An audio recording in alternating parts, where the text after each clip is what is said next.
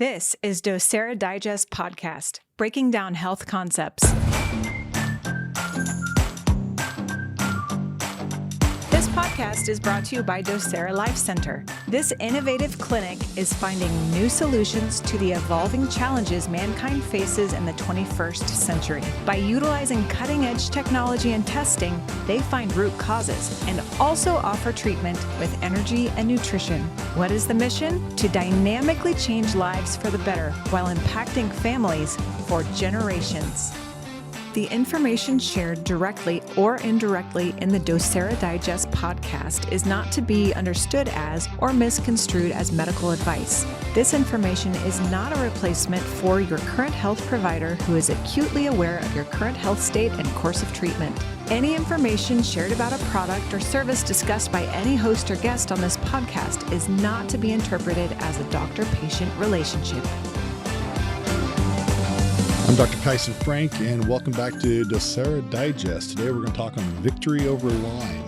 I kind of want to start out by sharing a little bit of my story, which kind of brought me down this whole pathway and has kind of led through this journey that I've been able to have these other gentlemen and doctors join me on as we've started working not exclusively with Lyme, but with patients with Lyme who come in with a whole bunch of other disorders and things that make it more complex and more interesting. So my story is one where I was a very active outdoor child. I used to love to play down the creek and do all kinds of different things outside. You know, I was very interested in nature in itself. Probably about 8 or 9 years old.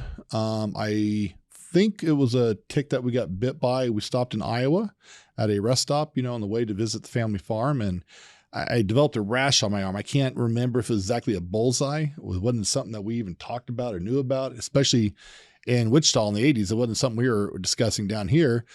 And it didn't happen like right away, but over the next year, things really changed for me. I having a lot of energy issues and I just wasn't quite as outgoing as I used to be.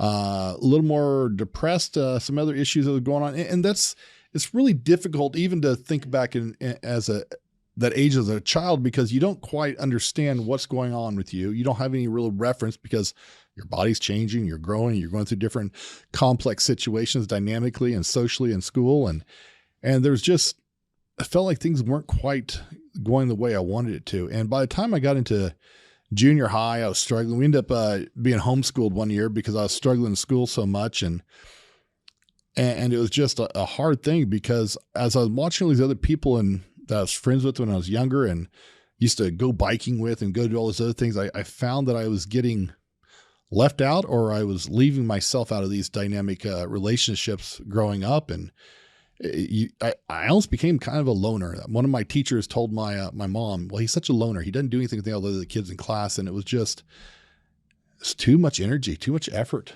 to have to deal with these silly kids and their problems when I was struggling and trying to get to school and try to focus on things like that. And so one of the things that was interesting to me was the only thing that really made me feel better or gave me a sense of relief was chiropractic adjustments. So growing up, I used to see Dr. Ben Bowers, and it always made me feel different. I'm like, well, why did that change? Why did that open up? Why do I feel like I can think clearly again? I can function at least for a day or two, and then it felt like it'd go right back again. So fortunately, I had the ability to go and see him a few times here and there, and that really kind of made me feel better, which is always in the back of my mind going, wow, this is something I want to do. I want to make people feel better.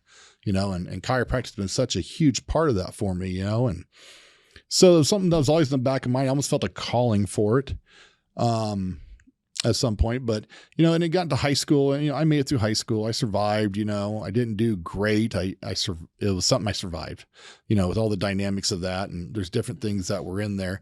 One of the interesting things to me though, was I got involved in choir, and choir is interesting because certain songs, certain things there made me feel better. I remember we used to go into the foyer, the atrium of our school there, which had great resonance. As you sing, you could feel the vibrational field come through there.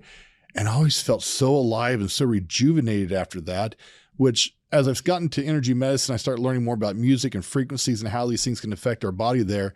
That was something that I'm going to use the word, it resonated with me, and it really did. because the resonance of that. And so I think back to that time period, this brings me forward to now where I'm going, wow, well, that makes sense. That's what all these things were. And there's just certain songs I absolutely loved. We'd be during a break and I'd go sit in that little foyer area, the atrium, and I'd sit there and just kind of sing to myself and hum it along just to feel that vibrational field because it was so relaxing and peaceful, and so that was quite interesting. Got out and worked a bunch of jobs and different things there. Never could feel really settled. Some of the jobs absolutely wore me out. I'd come home at the end of the day and I'd go straight to bed. I couldn't function after that. It was all I could do just to make it home. And raising family, raising kids, learned how to do some different things, kind of help with, trying to survive a bit. Came up with some different techniques, different things to help me, and started working in aircraft. I spent 10 years working at Cessna and working shift work and things like that, which I could actually get into a set pattern of things and figure out what I need to do each day to figure out, okay, here's what I have to accomplish. Here's what I have to get done. Here's the energy it's going to take. And here's what I can do afterwards if I can do anything at all. And as I was going through that, I decided to go back to school, and Cessna was paying for it. Thank you, Cessna, or Textron in this case. And at some point, my goal was to go into business, and I felt like I was being called back to something from when I was younger to go back into chiropractic school. Okay, so talked to my wife about it, and being the glutton for punishment she is, she says, sure, let's quit our jobs and move to Kansas City and go to school. So that's what we did. And through that, it was to become a chiropractor. When I got to school up there, though, my understanding of chiropractic and what it was, and people are going, what kind of chiropractor are you going to be? At the back, the spine, my hands, that's what I thought it was. But there's so many options of things I didn't even understand that were available. And so I said, wow, this is interesting, because I thought I was going up there to crack necks and cash checks, as the joke goes. But, it was like, wow, there's so much more that I can do. And there's so much more education that comes in here that we learn it all to pass the boards, and then people stop using it, or they don't use it as well as they should. And during that time period, I had the opportunity to go through and learn something called the Docere program, which is a Diplomate of America Board Chiropractic Internist, and actually finished that program before I actually graduated as a doctor, which allowed me to have a little bit more insight or clarity or understanding of what's going on in the body besides, oh, it's a high spot, I need to pound it down. And I'm not dissing any chiropractor out there. You got to adjust those things. You got to put those things back in place. They help stimulate the immune system. Obviously, it worked for me, because that's what drove me to even go down that field, was because of what it helped me with. So it's very important. I support chiropractic adjustments completely. However, where God was taking me that wasn't all I was supposed to do. And so I've gone through and I've worked in sports medicine for several of our professional teams here in town. And I've done all these different aspects and things here. We've got into genome testing and going through, and I spent time at different seminars actually teaching doctors how to do genomic testing and how to treat that and do things with that. So I have a huge background in that as well as we've gotten into other testing methodologies and going into energy medicine, these things here. So I've gained a wide background of knowledge and experience to come back and say, okay, let me take this and let me go help more people. And again, during all this stuff here, while I was going through all this, I was still struggling with Lyme, even through college. That was rough. I was really struggling to get through college there, and I made it. I passed all my boards. I was able to get through everything. And while practicing, it was a struggle, because 3.5 days a week, and I was struggling there. And it wasn't until that I had a friend of mine, she didn't diagnose me, but she used energy testing. And she said, I think we need to address the Lyme situation you're dealing with there. And here's some things that you may want to try and do. And again, I talked about this a little bit in my previous episodes. I couldn't believe the difference. And so it was a very altering experience for me, because what I thought I knew and understand, and here's a test, here's what it is, I have everything based in science, and here's what's going on, to actually have that shattered to the point where we're going, do I know anything at all? Because there's so much more out there I have to learn to help everyone.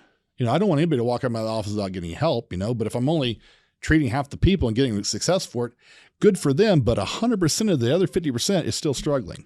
And as somebody who was 100% of me suffering from it, and I wasn't getting results, I'd been through all kinds of medical testing and procedures and stuff from childhood on up, trying to figure out what was wrong with me, other than being slightly crazy enough. But, Don't worry, that's inherited. It means genetically passed down through the Bauer side of the family.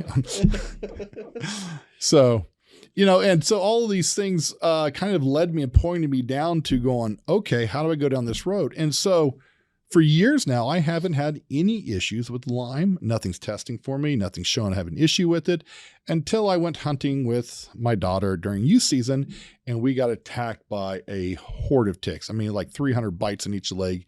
And we both were kind of struggling a little bit after that, but knew what it was, able to test it out, kind of go through and got it cleaned up. And it took about a month or so, and we were both clean of it and hadn't had an issue since. That's been over a year and a half since that happened. So there are options getting through that. Now, while this being said, I got through Lyme, which I jokingly say Lyme's sometimes easier than a lot of other things like parasites, which we'll get through later. But the combination of Lyme and parasites are a rough thing, because if you have parasites that are infected with Lyme, and even though we kill it off the body, the parasites can reintroduce that over and over and over again to the body. And so you can never get complete clearing of it. So you have to go through. This is why you hear people that they get better and then they relapse. They get better and they relapse. It's because it's still in their body. It's still in their system. There's something that's limiting their immune system and they can't clear it out completely. And so we have to address everything across the board. If your only focus is Lyme disease, you're missing half the picture and half the battle. And so this has been an interesting journey for me. And even over the last few years, it's finding new ways to treat and new remedies and new solutions and new ways of thinking and coming about treating this stuff and getting even better results each time. And that's what's been amazing is with these group of doctors here, they're so creative and intuitive and have the ability to go through and we can discuss and come up with different ideas and solutions. And so as much as we have come up with and done, I really think that we're just beginning to scratch the surface of what we're capable of. So I'm really excited about this team and this clinic and what we're doing. And in this time and age and the world where we're at and the things that we're dealing with toxic spills and everything else in the air, there's so many things that we're coming in contact with, 5G, all these different things, the vaccines, all these different things, the viruses that are coming out. How do we address these things? And that's one of the things that we look at and go, okay, there's a problem. What's our solution? How are we going to figure this out? How are we going to treat somebody? How are we going to get results for them? Because sometimes we have to address these things before we even go back and address Lyme or some of these other things, because we got to clear these things out. So it's a little bit of my story is energy medicine helped me figure out what was going on and to fix it. And that's why I've used that, incorporated that into even some of our diagnostic testing and some of our other approaches. We look at it from all spectrums there and we try to figure out what's the easiest, most effective way to get the best results with the least amount of side effects for you can go back and live your life dynamically. That's good. I'll get off my soapbox. Well, I'll pick it up from there because I'm going to share my perspective of one of the clinic's biggest victories or biggest miracles. We like to call it Macys Miracles. And I want to make sure we get kind of a QR code so people can reference this. So I want to tell the story from my perspective, and then I'm going to tie in your perspective on it as well. God orchestrates things in very funny ways. So I've always been fascinated by energy medicine and energy and frequencies and all this type of stuff. And you were there and they needed some more doctors. And so God told you to call me. No, he didn't. He said, call my brother. What? This doesn't add up. And so you called my brother and he got asked to go on, to go on there. And so I was really kind of frustrated. I really was like, what's up, God? I mean, this is where I belong. So me and my wisdom, I talked to him and he said, well, do you want me to ask him and if you can join too? And so I did. And God said, okay, we'll do your plan. And so I learned the technique. I got to treat one patient and then I got let go. That worked well. So due to other circumstances, Dr. Kyson left as well. And what's interesting is he was practicing out of another chiropractor's office in an 8x10 room. I think it's 9x10. Oh, okay. Yeah. Hey, that extra. If the cabinets were out of the way. Yeah. So you're practicing in this 9x10 room. I'm in a similar size room on my own, really trying to figure this out and going, okay, it's one thing to learn a technique. It's a whole different thing to practice a technique. And I'd get some results, but not what I was hoping for. And so we were communicating. You were talking about opening up a clinic. We were talking about going together. And I remember as I'd come over there, you started talking about this patient that was really starting to push you towards the end of your knowledge or your understanding at that point. And I know that Lyme was definitely a factor. It was a big factor for her. And yet there was more. And as we've talked about, it's more than just Lyme. Is there parasites? Is there mold? Is there viruses, bacteria, vaccines, all these other factors that come into play? And I remember you talking about this girl that would literally just claw at her head or claw at her arms, that she was trying to get at something. Or she would just, the littlest sound would just knock her completely out, like a trash truck behind the building. Or that you'd be going along fine, all of a sudden she was done, she'd walked out and the day was over. And then I remember you also talking about how they would call you desperate at night because she was just going crazy. And you were like going, what can I do to help this? And you were really, really working hard to figure out what was going on. And I know you worked on her for like a month. And I find this story so very interesting because at the end of the month, you were like, well, did we really get anywhere? And so a lot of things were going through my head at that time. I'm going, what the heck would I do if I had that person? Do I have that capability? And so this was all kind of playing out as this was going through. So what was interesting is fast forward and she comes back, and was the first time that she was having reading issues? Was that the main thing they were coming back for? Oh, that was like the second or third visit. Okay. Well, I know they were coming back for some type of follow-up, but what's interesting is this girl that I heard about and never actually met, she's sitting there calmly, quietly, very engaged, not bothered by the noises as much. She's a totally different person. And I knew it at the time when you were telling me about the story, but I even more so knew it as I saw her. I'm like, I was very inspired to go, I want to be able to make that kind of impact on people's lives. The dynamic change from the story I heard to the girl I met was incredible. It was a miracle. And I highly encourage you guys to go and hear not only her side of the story, but her dad's side of the story. It's incredible. I think we'll attach a link to that. We can do that, right, Jason? Yeah. Yeah. We'll attach a link so you can click on it and watch it. So, because I can't even fully do it justice. I mean, I cannot even imagine what it would be like. Because what I do remember from the story too is they were getting ready to head to Arizona and spend $80,000 on a procedure just in hopes. Up to $120,000, I think is what it was. Just in hopes, because she had spent so much time in the hospital.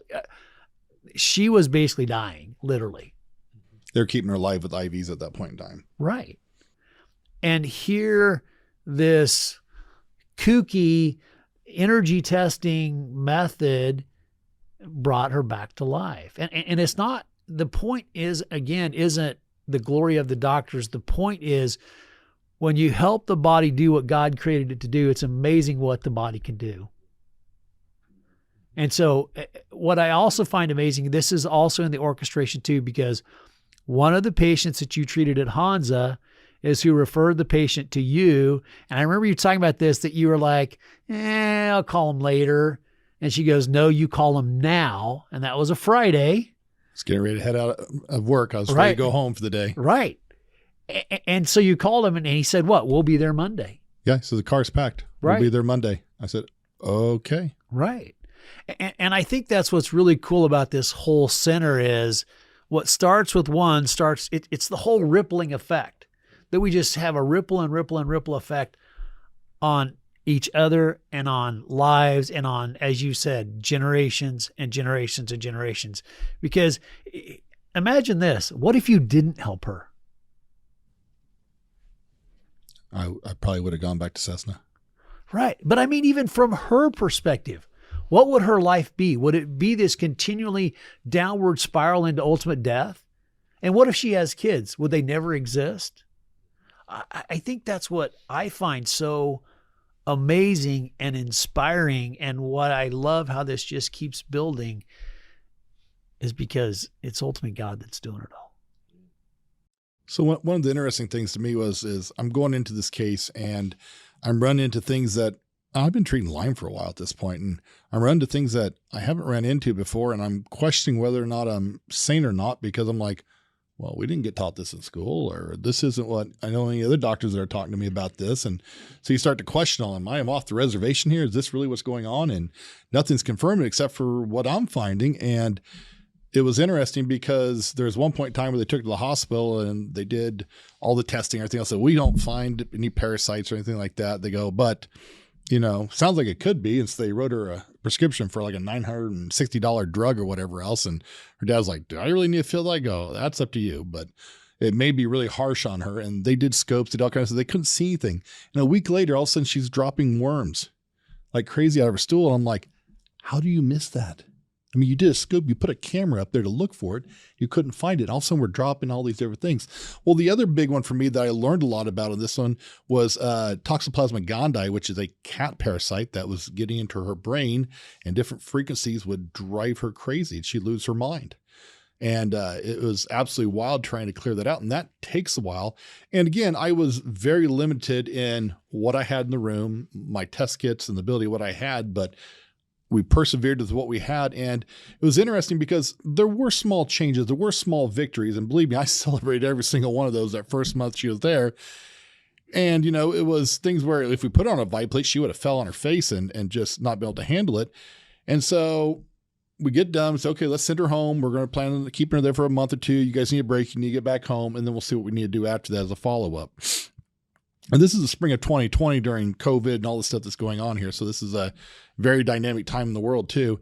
And I talked to him a couple weeks later after they get home. And I go, okay, how's she doing? Well, she's out riding a horse. I'm like, are you crazy? What are you doing? Let her sit on a horse for? She's going to fall and kill herself.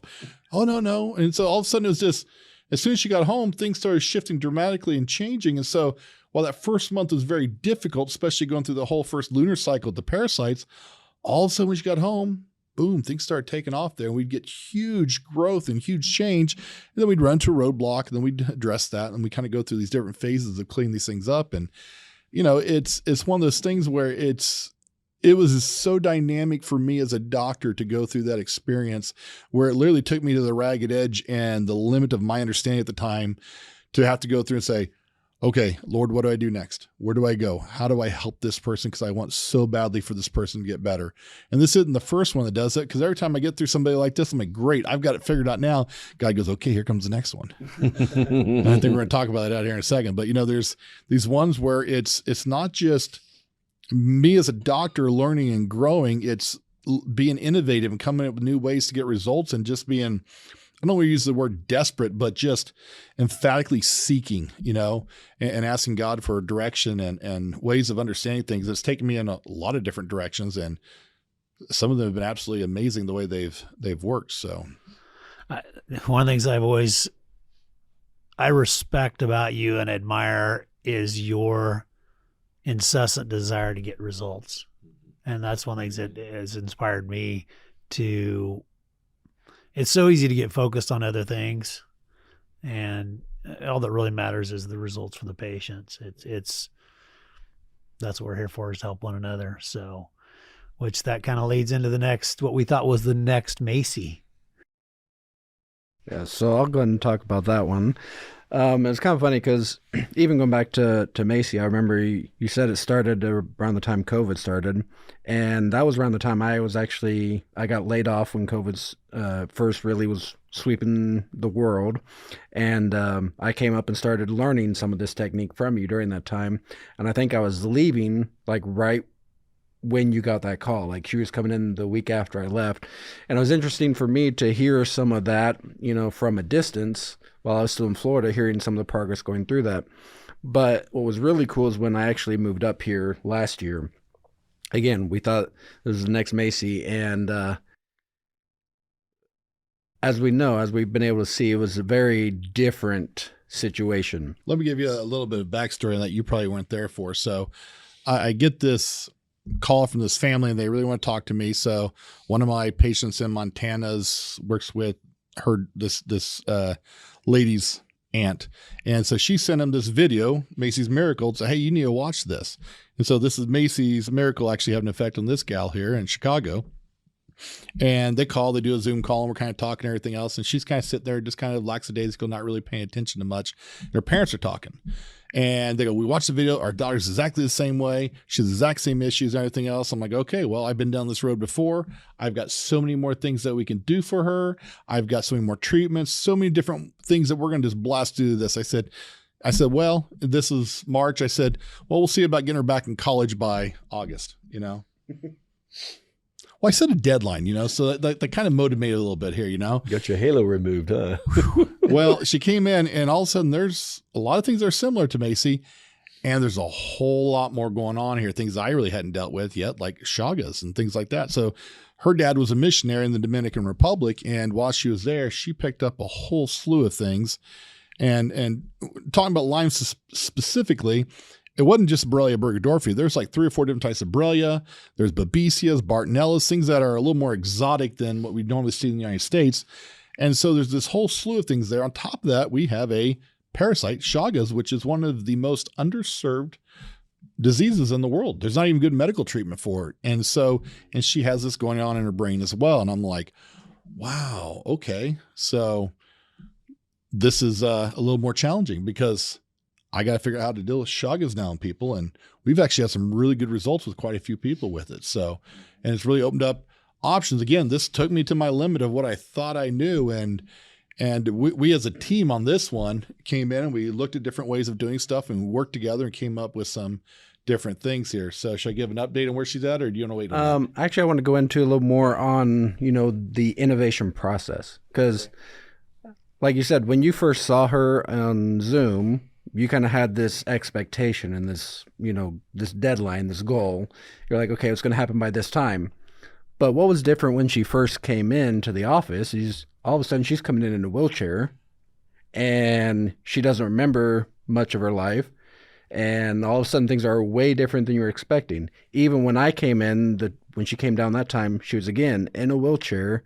And for 9 days, her whole life, or basically herself, had been vacant in her body.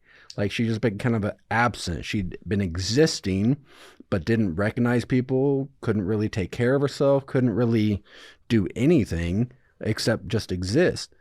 And I know as we were going through when she was here that week, we were struggling, you were struggling, going through finding stuff in the room that would work. And there was one point where we were like, I've tested everything I can in the room, I've tested everything I can in the clinic, but there's still some aspect that we're not getting to.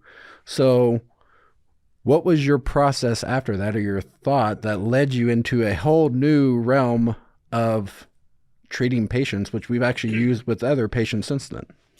It was coming up with a different type of remedy here that basically we had to make it in the office using some machinery we have there to create a different energetic medicine, which was a reverse frequency of some of these things here. And so not to go to a whole lot of the technical aspect of it, but it allowed us to go through and kind of shut down the energy of the Lyme and the parasites to allow us to start getting the immune system of the body. And this is what we're theorizing is what it's doing, because it's working just phenomenally. And so we've come up with some different ways of doing it, not only just in that aspect of treating Lyme, but we've taken this concept through several other different things that we deal with now. And we've been getting some amazing results with it across the board. Probably 90-95% of the people, this is the best way we treat them now. And we get better results than we've ever gotten a lot of this stuff. So it's been very interesting. It was also interesting where you found the source of some of those things, like the grocery store. Yeah. And the great thing about you is you're kind enough to share experiences, you know, like you talked about. We get to come in there and learn as well. And well, you said something recently, you pray that I get to have a complicated case like you. I pray that all of you have the opportunity to learn and grow on very tough cases. Exactly. Well, I will just share this. Since you went to the store to find frequencies, I thought, why not? And my daughter really loved walking through the store, watching me do some energy testing, seeking to find frequencies that we didn't have at the office. It's amazing how this ripples out. It works. It does. there are so many frequencies and healing energies Oh yeah. that are in the world. And, my goal is how do I bring them in the office and how can we use those to help people? And where do I need to go? Do I need to go take a month-long trip to Australia to go looking for, looking for remedies here. So, wait, never mind. I can order all of them in. I got all the Australian frequencies there. So, but it's trying to find these things to get better results. So it's always looking forward, innovating and seeking out all the little spots and things that we can do, then all the corners of PubMed, trying to find information on things that aren't really well known and just trying to say, okay, what are my other options? What's out there? How do we go exhaust every single thing we can to find the results for people? Mm-hmm. And like Craig, this case had such a profound impact on me. Especially like we were talking about, you went to the grocery store to find some remedies. I remember you came back with 9 different things. One of them was a white rose. And you were she was in doing a laser treatment. And then you brought that rose in, had her smell it. And then within, 30 seconds, maybe a minute, her service dog started barking and all of a sudden, all of her 9 days came back. Her whole memory of that whole time came back. And that was such an incredible moment just to be around and to just see the dynamic and sometimes even immediate effect this type of treatment can have. And then even more, a couple days later, when we got her back out of the wheelchair and she was up moving around, laughing, having a good time, doing all of her impersonations, all that stuff. She was being herself. And that was a great moment to witness. And just the fact that was when I was first starting to shadow at the clinic, first starting to come in and watch and to really, get more involved with this process. And it was such a eye-opening experience. I can't really think of any other way to say it. And so, it was for me too. Yeah. Yeah. So, I mean, that I think that pretty much covers everything on my end. So I talked to her on Wednesday and talked to her and her mom said she's been doing great. They were in over Thanksgiving. Thanksgiving was rough. It was rough on me because it was taxing because I wanted results for her so bad. She didn't know who she was. She didn't recognize her family.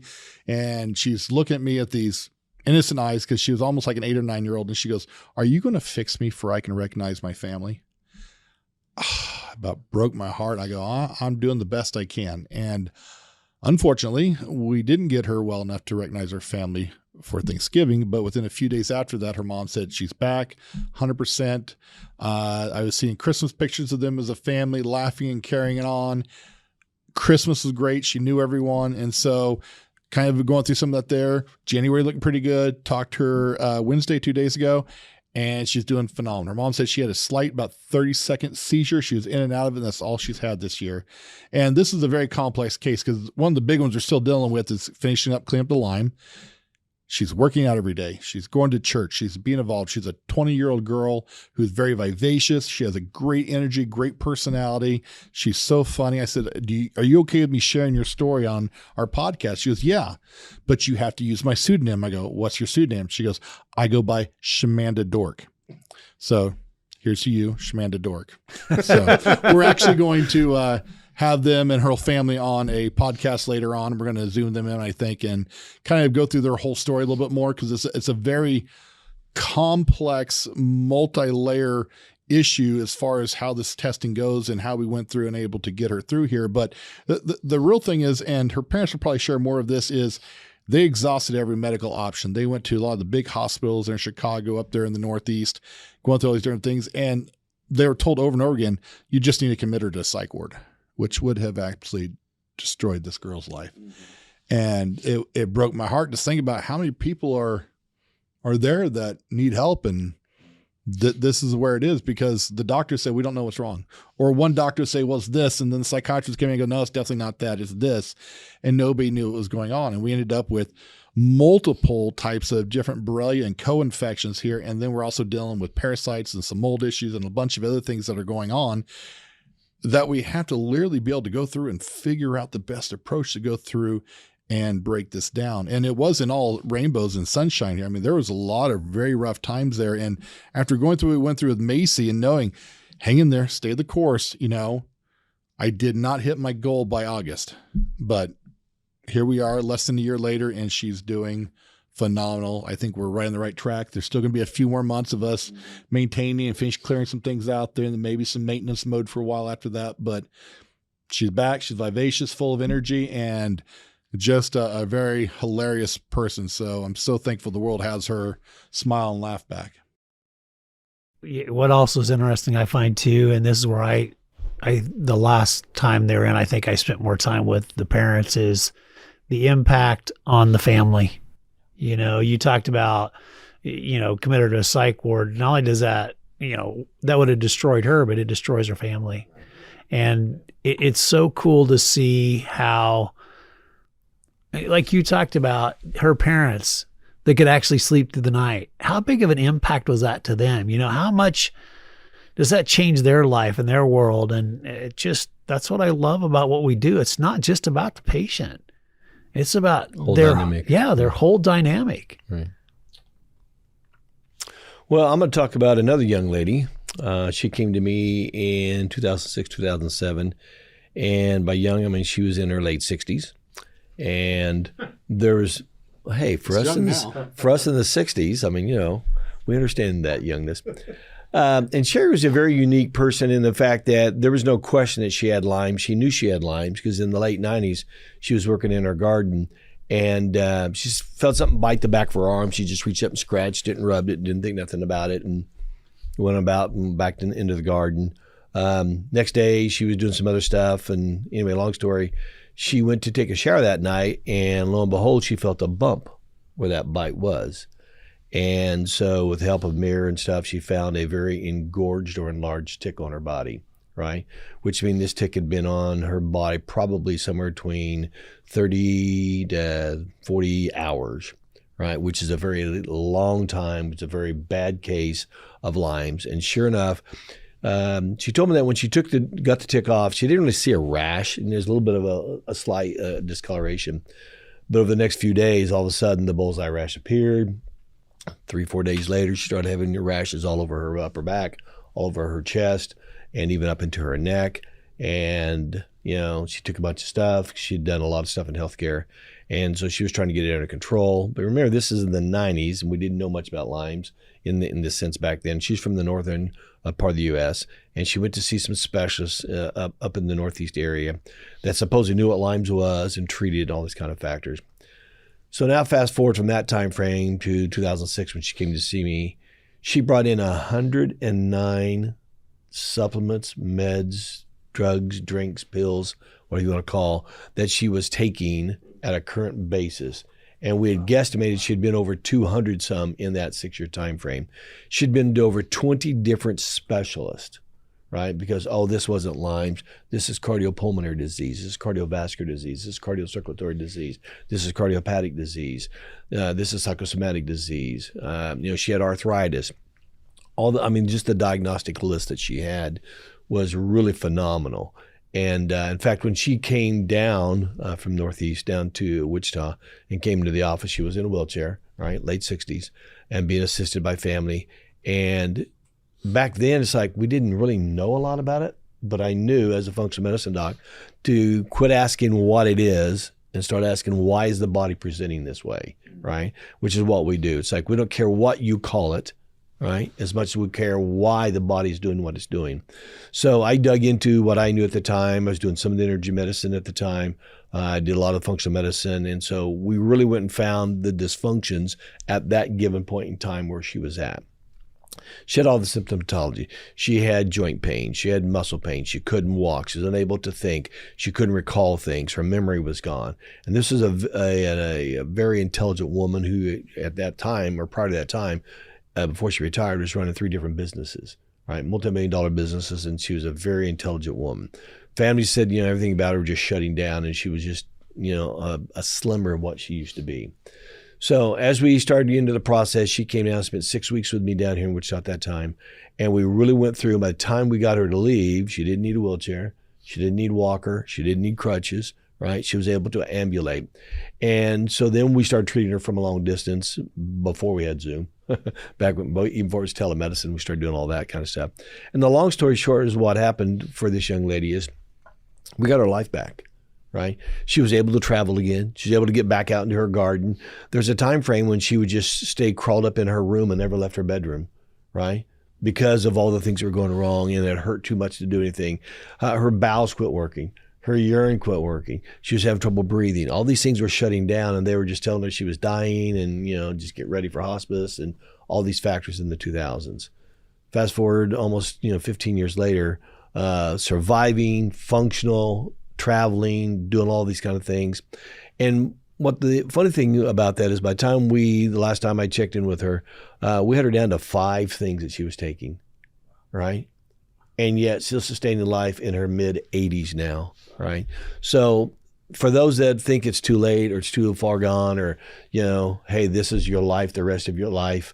No, there are things that we can do to not necessarily make you young again, although I'm trying. But we're trying. We're helping. See, I'm hanging around with these young guys. That works. How's that working? Very well, So the thing that we try to do is we try to take these individual cases and go, okay, what is it about that person, that unique component, as we were just talking about on Macy and Shamanda? Shamanda Dork. And so we talk about all these different things. She's amazing. Amazing. She had some amazing results, that's for sure. But what we're trying to do is take the case that comes before us and go, what is it that we need to do, and how do we find something that will give us the results that we want? And so that's what I'm just so happy that all of us, because I've been around doing this 40 years, and to see what has developed here at this clinic, it's beyond my wildest hopes or dreams, aspirations that I would love to have or love to be involved with. And I'm just so thankful to be involved with it again. So with that, Dr. Luke. Hang on. Oh, because there's a thing that Dr. Kyson always jokingly says that I got to push in here somewhere. Got it. Go for it. Because he's, we were talking about Lyme or parasite or wherever he goes. It's kind of a chicken or egg thing. And I don't care which it is because I'm going to cook the eggs for breakfast and the chicken for dinner. Dang right. Let's cook it now. But that egg always came first. Yeah. Anyway, go ahead. So we talked a lot about, kind of the Grand Slam cases that we've had, which I've, obviously certainly been a part of that. But I want to speak to the people who maybe are still going through their struggle, their healing. And my biggest encouragement to you guys is just to learn how to find the small wins every day. And so just some examples of that I've had with my patients is just restoration of being able to walk without assistance, which has been huge.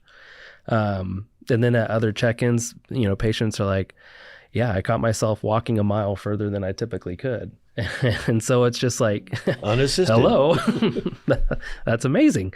And, so yeah, and increasing their physical activity, even be able to bike and run and do things, seeing improved digestion, improved bowel movements, decreased pain throughout the body, decreased neuropathy and not having that vibrating sensation or that shooting and tingling, improved strength and endurance and not being so easily fatigued by things, improved sleep, which is huge for healing, especially for the brain as well. And I think one of the things we do a really excellent job of at the clinic is we educate our patients that this is not a quick fix, that we're so ingrained to think in our Western society, like we'd all talked about, it's kind of a pill for an ill approach. And that these cases, most cases that we see, it's, the healing is incremental and it happens over a longer period of time, specifically because a lot of these things that we find in them, whether that's Lyme or parasite or whatever, have been inside of them for a long period of time. And these things get complex and complicated when you do have parasites and mold and Lyme, or, combination of all these different things. And so it is a journey, and healing isn't linear upward like we'd like to think it would be. It's kind of more like a roller coaster, and at that, probably a really crazy roller coaster. And what we want to see, though, is that if you were to take a step back and kind of see that from, a 30,000 foot view, you would see that trending upward over time, despite the craziness and the roller coaster effect. So, you guys, anything else to add before? Yeah, when I Yeah, we're talking about these great cases, these great results we get, and trust me, we're proud, we're excited for these people. But in a sense of relativity here, it's not always rainbow and sunshine, and there are rough months that people go through. And I tell people, I said, there's going to be a lot of turbulence on this flight. Hang on. I'm going to get you to the destination. We got to stay the course. We got to just write it out. Hang in there with me. I'll do everything I can to make it better. And there is hope. There is joy at the end of the road here. And we've seen that with many people. And you guys have all been through this. There's patients that come in and like, Doc, I'm struggling. I'm having a rough month. And, we feel it for you because we're going, okay, what do we do? How do we tweak? How do we change? What can we modify? What happened here that we need to adjust? And so we're a very hands-on approach. Some doctors go, here, go take all this and come back in 2 or 3 months and we'll go the next route. Right. We're not. We always tell you, if you're having a hard time, call. Let's see if we can schedule a quick Zoom call or get you in the office real quick for even 10 minutes, just to go back and say, what do we need to tweak and change here and modify to get things working back on track here? And so we can take you through that. So we're there to hold your hand as much as you want, because we want to make sure we make this transition from sickness to health as smooth as possible. But there will be turbulence on this flight. Let's be honest about it. But we can get you there. Hang in. That's right. I find it interesting how you mentioned the typical Western mindset. Why is it we think something that took a long time to develop is going to go away quickly? It doesn't make sense. And on top of that, you are layers and layers and layers of adaptation. With each new thing, the body is going to seek to adapt. And you slowly over time become a different person, literally, that you have to work your way back through that whole pathway to get to that original version of yourself. Absolutely. Our healthcare is very rarely like Amazon Prime. Good point. Oh, that it could be. If it only came with the drone. So I guess just to close, I think we're really unique in the fact that the evidence-based doctors wouldn't necessarily claim us, and a lot of the functional medicine doctors might not claim us either. So we're kind of, in between two. Yeah, a hybrid, exactly. But I still would consider us evidence-based, because the evidence-based crowd, and I'm not trying to call anyone out, but in reality, you can't have an RCT, a randomized controlled trial behind everything that you do. You just can't. But part of evidence-based, part of evidence-based medicine that providers and patients often overlook is the fact of the provider's clinical experience. And that's something we rely heavily upon, not just in ourselves, but each other's clinical experience, collective, exactly. And so I think that makes us unique, is it really is a team approach. And it's not a cookie cutter approach. Again, just reiterating from last episode, everyone's going to be unique. What might work for one person is not going to work for another. Or there might be some overlap, but not entirely. So it is going to be truly unique to you. So my call to action for you, if you're listening, is that if you feel like this is you, you've listened through our Lyme series, and as we're closing out, if you feel like this is you, or you feel like this is a loved one or a friend, please, we would be honored if you would send them our way. We do, and mention this podcast, we will do a complimentary 20-minute consultation with you, and I can guarantee you we're not going to make you feel worse in that 20 minutes. And the potential upside to that is massive. And so we would love the opportunity to work alongside you to empower your body and to optimize and reclaim your health. Thank you for listening to the Docere Digest podcast. If you enjoyed this episode, please be sure to subscribe and leave us a review. You can also find all the episodes and show notes over at docerelifecenter.com. While you're on the website, also be sure to check out the blog, where you'll find videos and articles to help you proactively rebalance your health.